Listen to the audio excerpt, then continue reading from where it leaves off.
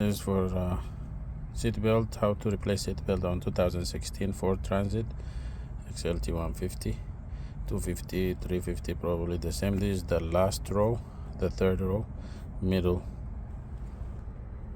seat. We replaced already,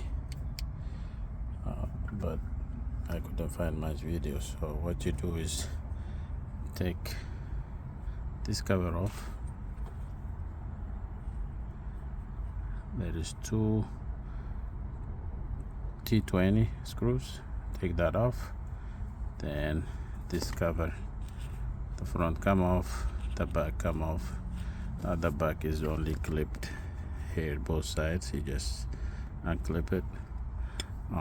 Then this is 15 mil bolts. Take that off. Then you slide it.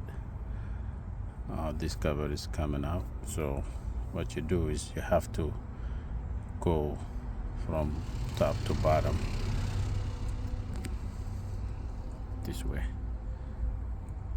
down.